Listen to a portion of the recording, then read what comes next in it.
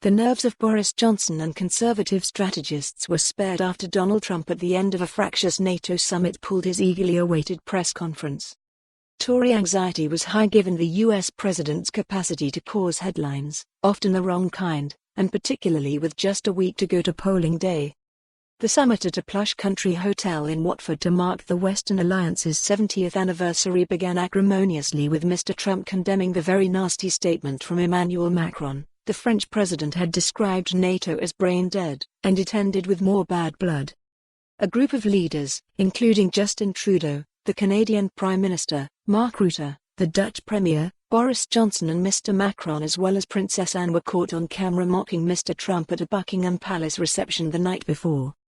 The conversation was picked up by a stray microphone during which Mr. Trudeau could be heard telling his fellow leaders about Mr. Trump. He was late because he takes a 40-minute press conference off the top. Later, he quipped, "You just watched his team's jaws drop to the floor."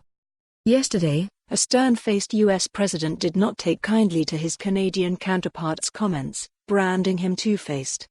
He announced the scrapping of his press conference on social media, tweeting, "When today's meetings are over, I will be heading back to Washington.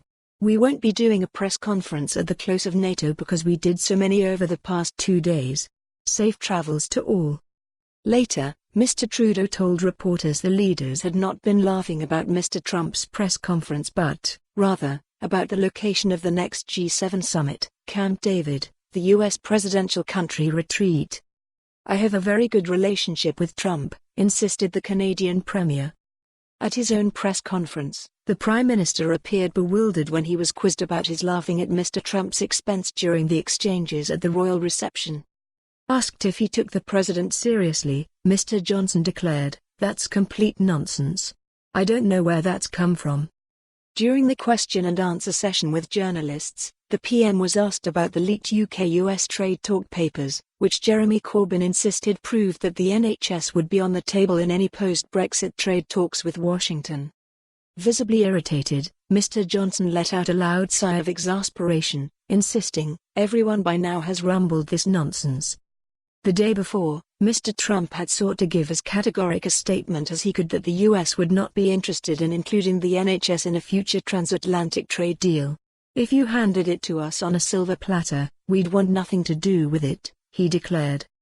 To Westminster watchers, it seemed the president had complied with the wishes of Tory HQ. For more on this story, visit the news article link.